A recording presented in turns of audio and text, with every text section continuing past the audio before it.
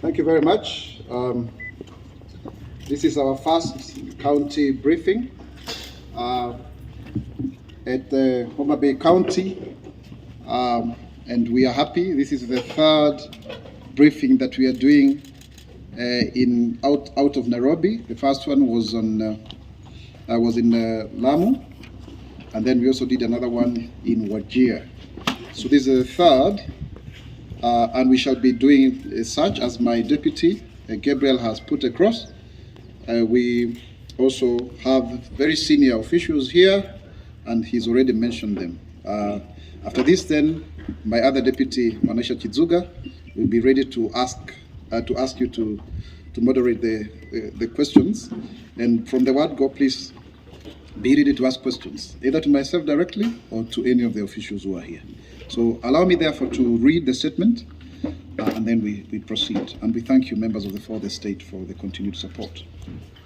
Press statement by the government spokesperson at the Homa Bay Pier, Homa Bay County, on Thursday, 29 February 2024 at 11 a.m. The government is committed to ensuring enhanced collaboration between the national and all of the 47 county governments in its efforts to implement all projects under the bottom-up economic transformation agenda better.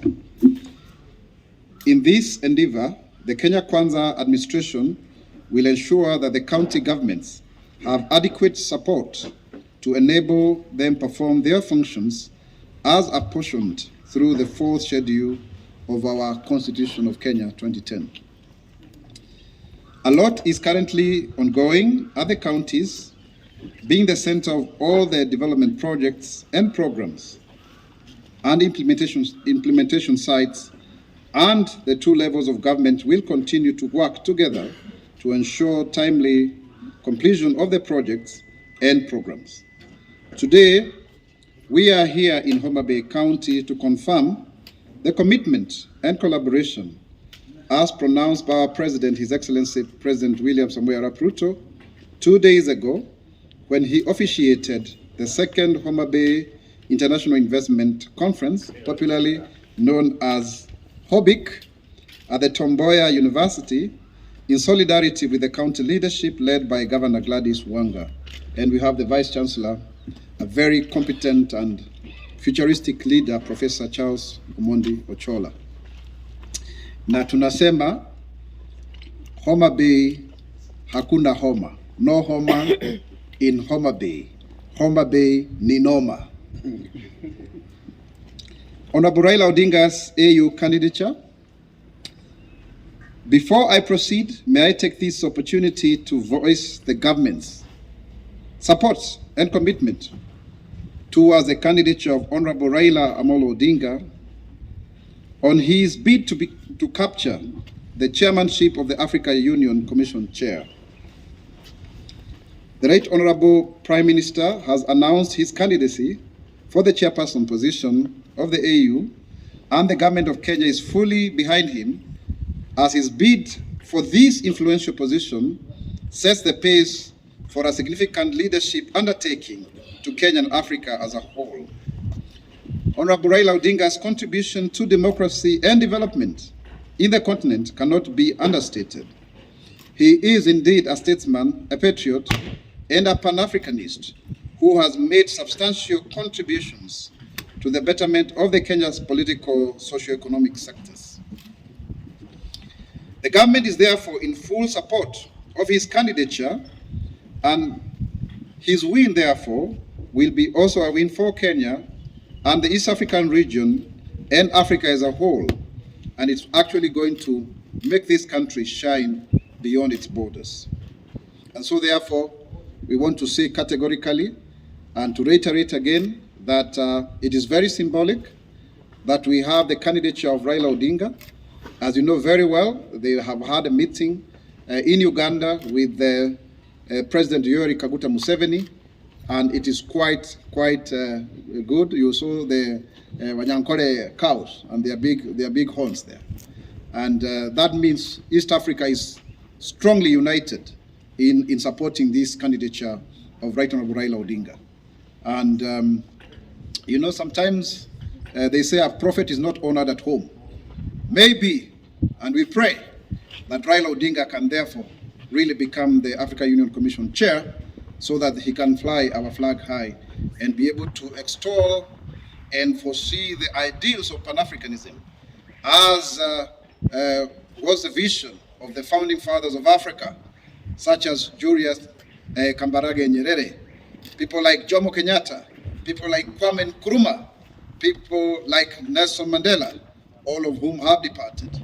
So it is really, really iconic, and it is great that we have such a formidable candidate. And he is coming on the heels of the fact that he also was Africa High Representative of Infrastructure in the last dispensation. So really, the AUC Commission Chair is really basically the CEO of the AU. And so that is very, very critical.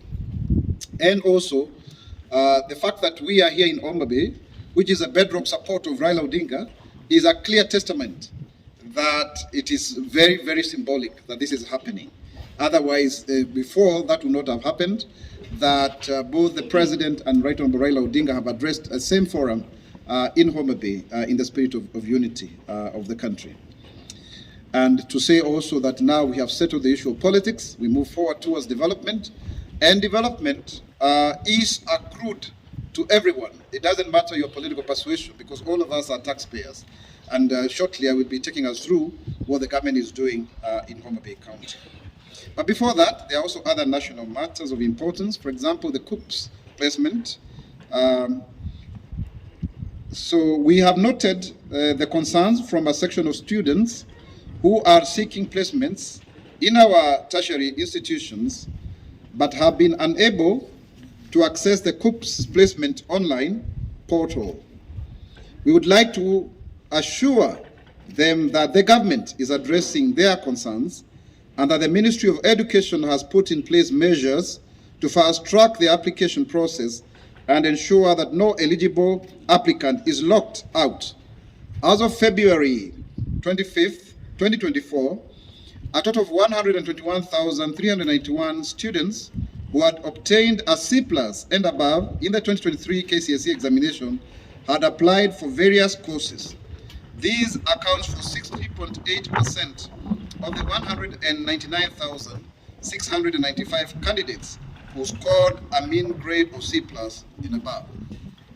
So it's only about 40 or 39% or thereabout, the 9.2%. COOPS, therefore, has extended the application deadline on 3 occasions to ensure that all applicants have a fair, efficient, and effective access to the academic opportunities.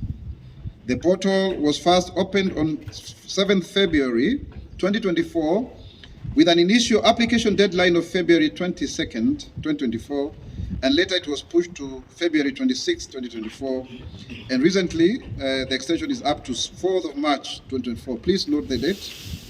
Accordingly, those facing challenges with their payments are encouraged to use the USSD code *222#, let me repeat that, *222# as provided, and the students that are keen on joining TVET institutions are also encouraged to visit their nearest Ministry of Education offices to get assistance in applying for the desired courses and programs. Let me also turn to the issue of drugs and substance abuse amongst the youth. I wish to reiterate the government's commitment in promoting the welfare of our young people and to curbing the menace of the adverse effects of drugs. In fact, tomorrow there's a huge meeting at the residence of the Deputy President to address this whole issue. And to achieve this, therefore, the National Agency for the Campaign Against Drugs Abuse, NACADA, which is the authority mandated to undertake public awareness campaigns amongst the youth in schools and other institutions of higher learning, is working closely with other stakeholders with the objective of concluding surveillance exercise across the country to map out the hotspots for breaching the Alcoholic Drinks Control Act and to provide counseling and referral services to affected youth and families. This includes 23,351 people with substance use disorders. Thus far, a total of 9,154 out-of-school youth have been reached out to due to the effects of alcohol and drug and substance abuse. And you can agree with me, even all of us here, we have that problem in all of our families. We have young people who are walking around, especially the boy child, walking around like zombies who don't actually know what is happening around. And that is really, really, really unfortunate. So that is why we are making this call. The government is also reviewing and strengthening the existing laws on the manufacturing, distribution, and sale of alcohol. Counties are also being encouraged to adopt a legal framework to complement national laws in providing a structured approach in the fight against drugs and substance abuse. Ladies and gentlemen, fellow Kenyans, let me turn to the issue of passports. Applicants who would want to upgrade from the 34-page booklet to the 50-page booklet passports are encouraged to make their requests and wait for an SMS with details of the application from the immigration offices.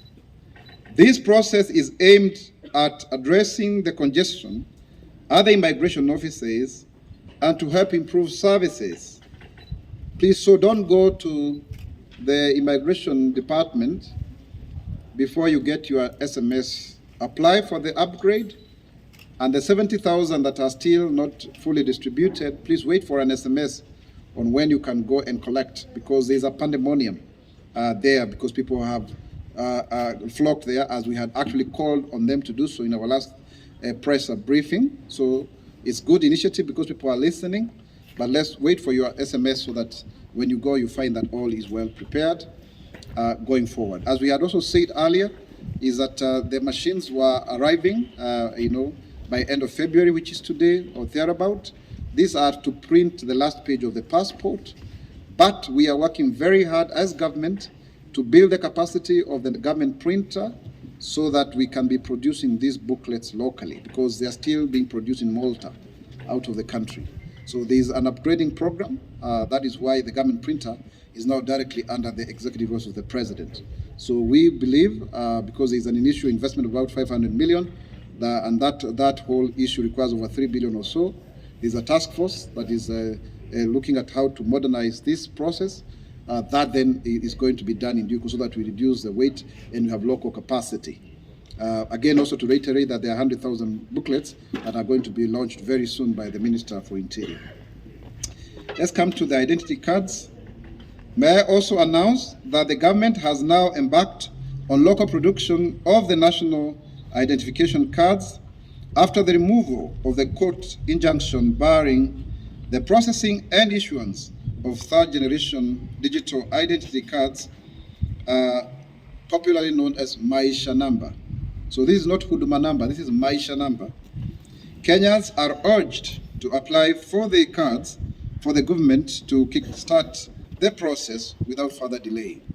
As you may be aware, there was a backlog of over 700,000 cards, and even some of those who are applying for COOPs and HELP could not do so because they didn't have that. So we are calling upon Kenyans now to go ahead and apply because that injunction has been removed. Now let's come to Homa Bay County, and you can see we have great people here, all of them coming to speak on behalf of government. We have the Vice Chancellor, Professor Ochola. We have Mr. Tenai from KPA. We have Major General Otieno, who is the CEO of Kenya Shipyards, a very confident man, visionary. He'll be telling us about how you can, with 1.2 million shillings, you can buy a boat that can carry 250 tons of fish. We have our very good county commissioner, Moses Lilan, a very educated man, a pro-development man, very, very good guy. He's handled us very well since we came on, when did we come here? On Monday, yeah? On Monday. Tumekaa mpaka tukasahau tulikuja lini. And then Manisha Chizuga, who is my deputy, and also a very, very, very great man, Ken Undiek, who has been our local host in our political voice also in the media for the government. So these are the updates. And number one is that Homa Bay County is endowed with great potential in various value chains such as cotton, edible oils, fishing, tourism, sweet potatoes, and pineapple. The county has embarked on revitalizing these value chains in a deliberate move to transform lives from the grassroots, from the bottom up. This aligns with the Kenya Kwanza economic blueprint, their better plan, which seeks to spur inclusive economic growth and development that lifts those at the bottom of the economic pyramid without leaving anyone behind. The county, under the leadership of Her Excellency Governor Gladys Atieno Nyasuna Wanga, who was actually my schoolmate and fellow student leader at Kenyatta University, has just concluded its second County International Investment Conference, which brought together stakeholders from the public and private sector to showcase the potential of the devolved unit as an investment hub, and also highlighted the varied projects resulting from the collaboration between the national and county governments. For this region, the collaboration is bearing fruit, and it's as follows. These are actually, let me emphasize this, and County Commissioner, you're here. These are national government projects. They are from the national government.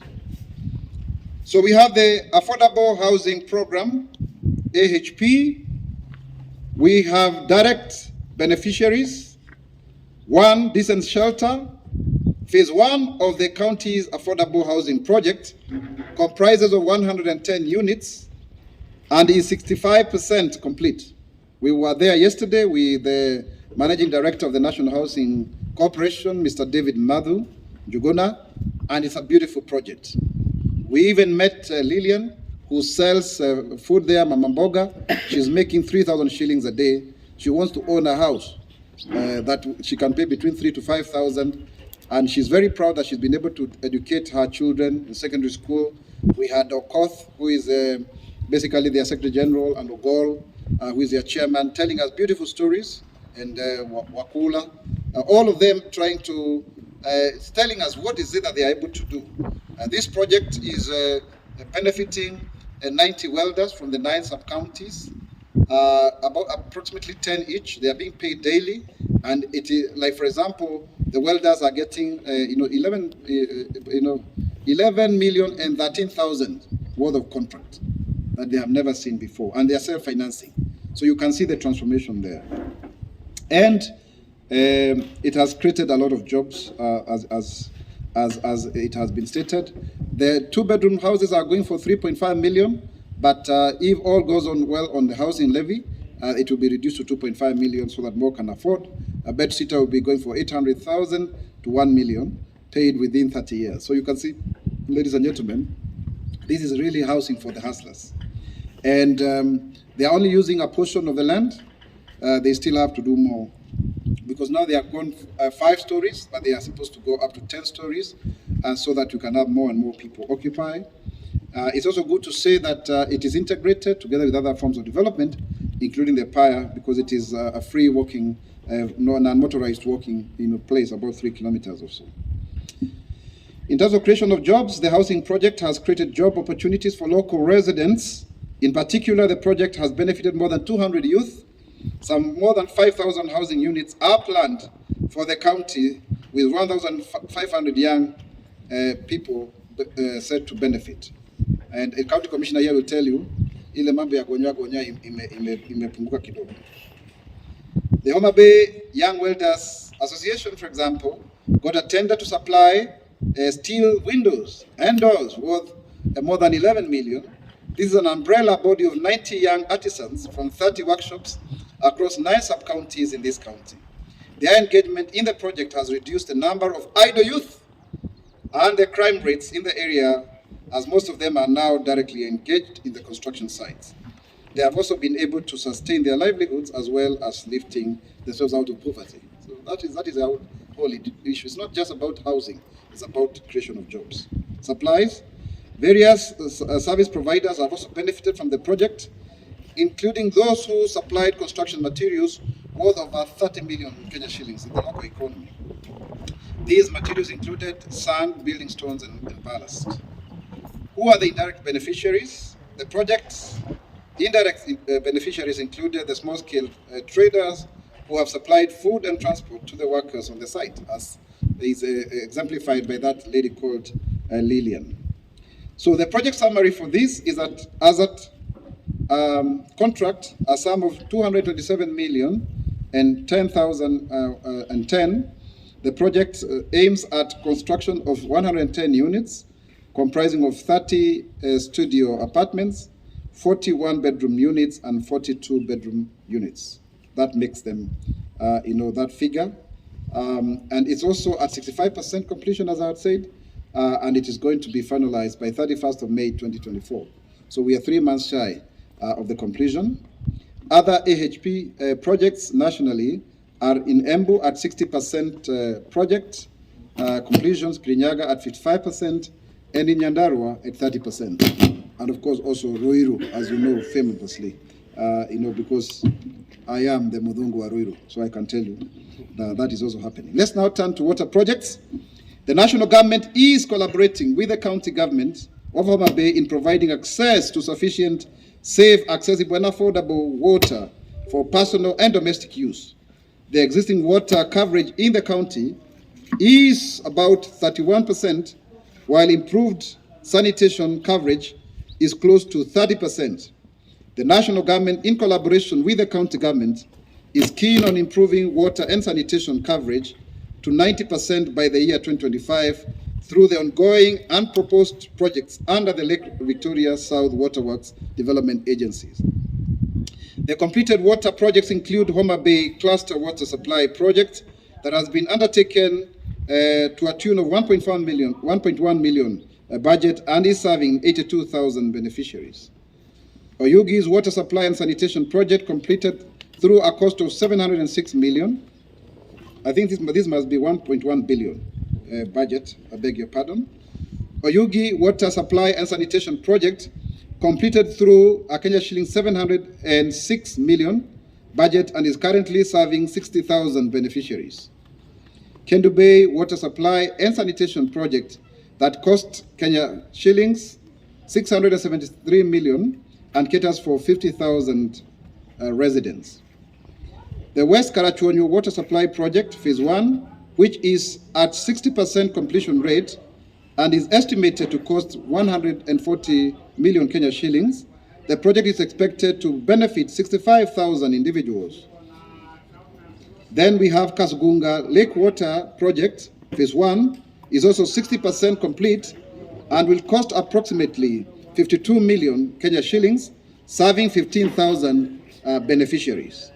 Other planned and proposed major projects to increase water and sanitation coverage by 80% as at the year 2030 include the West Karachuonyo Water Supply Project, Phase 2, last mile connectivity that will involve optimization of existing water treatment works and the distribution of pipelines at a proposed cost of Kenya shillings 150 million.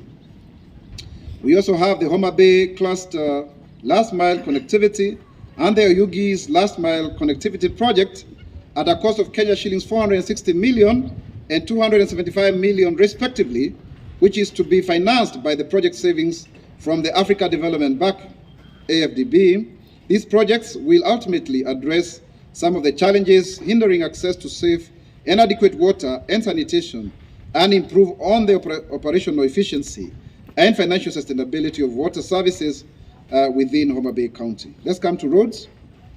On roads, the national government is also committed to building and upgrading the infrastructure, particularly roads, as enablers of the better plan in Homa Bay County. Some of the projects currently being undertaken in the county include, number 1, the Mfangano Ring Road, which is 53 kilometers, and it is involving the improvement of the road to gravel standard at a cost of 299,871,526 Kenya shillings and is at 40% completion. The project is also aimed at enhancing ease of movement for residents of the Suba Central Sub-County across Mfangano Island, places like Kakusingiri and such places like those. Bita Sindu Kiabuya Karungu Agolomok Road, 74 kilometers. Let me repeat that one. Mbita, Sindo, Kiabuya, Karungu, Agolomok Road. Agolomok Road. 74 kilometers is being constructed to bitumen standard at a cost of 2.8 billion, and it is being done 7.4 kilometers batches. The project will ease transport challenges to the local community in Suba and Bita sub-counties. These names sound like a lawyer somehow. To ease transport within Homa Bay County and urban areas, the government is also constructing and rehabilitating the roads within and linking Homa Bay County at a cost of Kenya shillings 144,608,128. Additionally, the government is constructing the Rangwe sub-county headquarters at a cost of 41,063,450 to enhance efficient service delivery to the Rangwe constituents, led by my good friend Lilian Gogo. Over 1.2 million residents have also been over 1.2 million shillings. This is 1.2 billion, cannot be 1.2, has also been allocated for the construction of an administration and lecture hall blocks at the Tomboya University. And we have already seen it today. It's really well done. The administration block that is already done, currently under use, has been done using only 337 million. And it's a state of the art, and Professor is here. The other one is really 95% almost complete. And I'm sure more information Professor can give. And I must also say at this point in time, because it is only opportune to say so, we really have a great leader here who is prudent in the use of financial resources, and he's actually turning Homa Bay into a university city. A university that was only built, became a constituent college less than 8 years ago, and now is a university less than 1 year ago. The last 6 years have been tremendous. We are very impressed.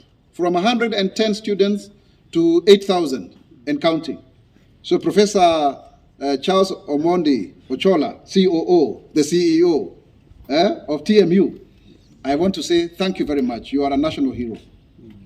From a small agricultural community, farm, training college, etc., to actually a university of this stature, you can see the ripple effect of the economy.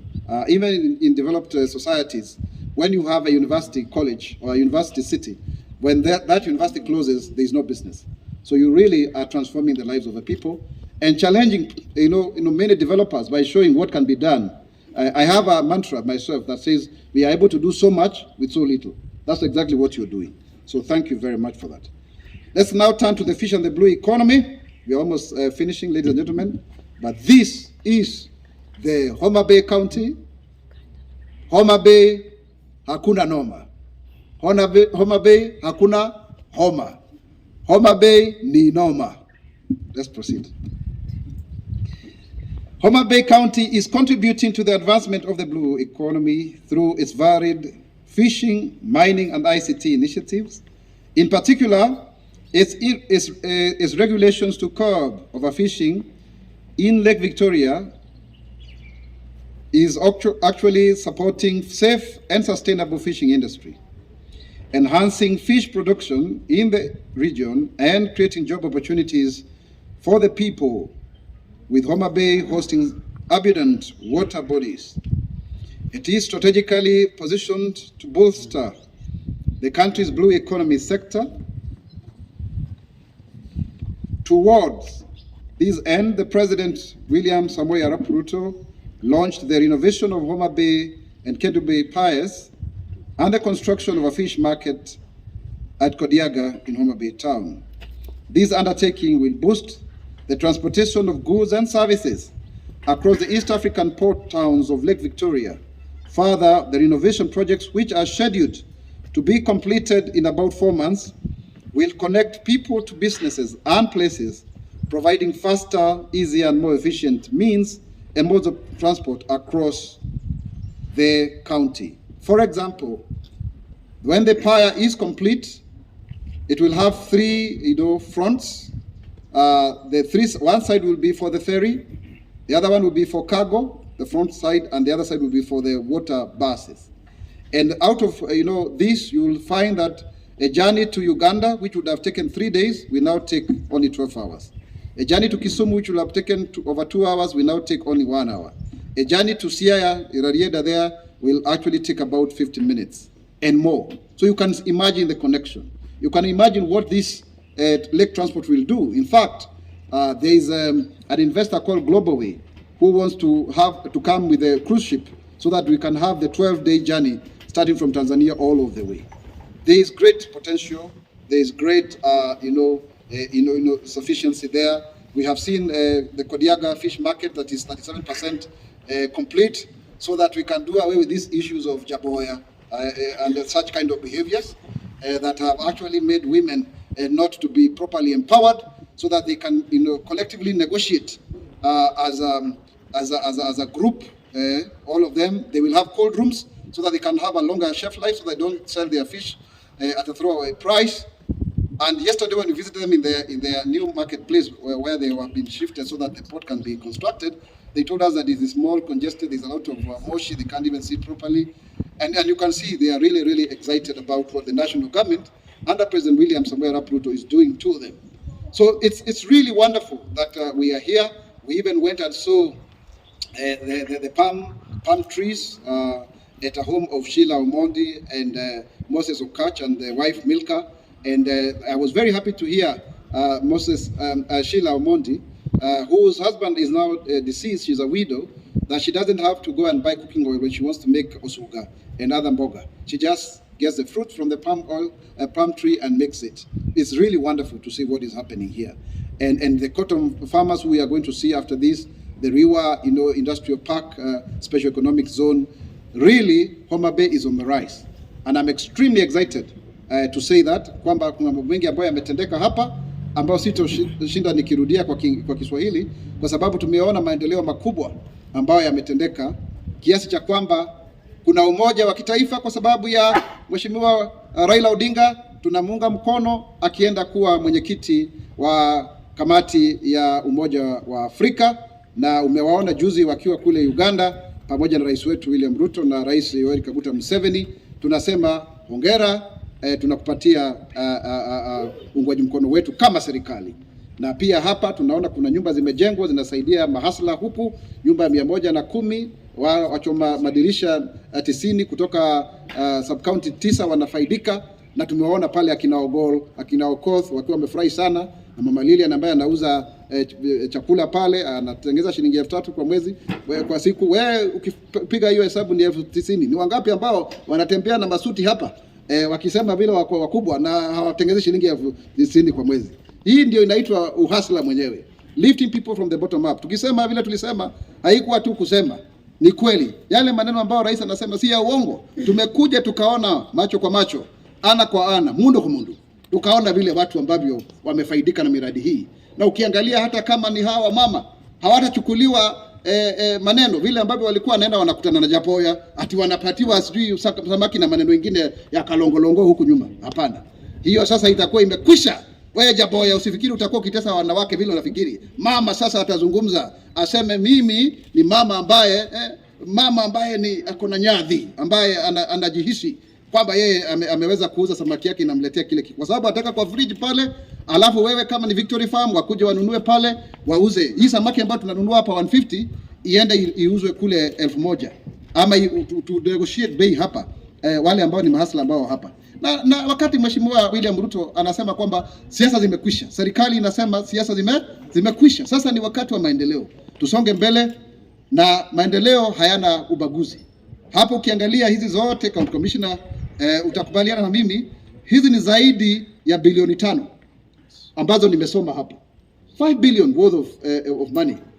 Ukiona kama ni Kenya Shipyard ambao wako hapa na watazungumza, wanatengenezea wananchi hapa boti. Hata huyo Ndieki ameshaoda bodi yake moja hapa, anasema awekewe 1.2 million bei ya hasla. Nafikiri hata tupange mpango Meja Jenerali Otieno wasaidiwe na benki fulani walipe polepole mosmos mpaka ingiane hapo, si ndio?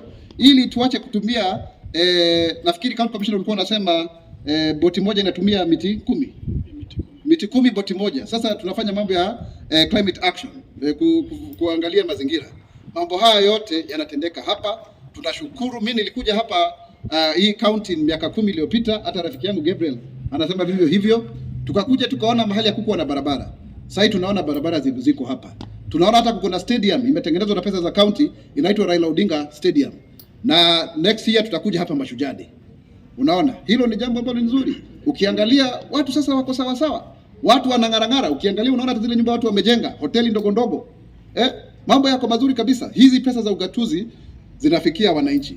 Na unaojua watu wa hii area ni watu wazuri sana. Hawataki kuongea hata Kiswahili. Hao wanaongea tu Kizungu. Nafikiri ulisikia maombi ambayo yalifanyika wakati rais alikuwa pale. Maneno makubwa. These are educated people. Now professor amewaletea university. Watu wengine shauri yenu, mtashindwa hapa, utakuwa na so many PhDs within a very short time.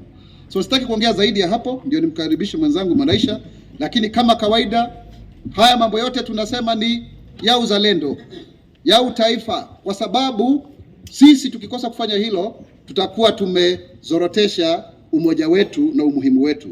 Kenya itasimama, Kenya itainuka, Kenya itanawiri kwa umoja na uzalendo.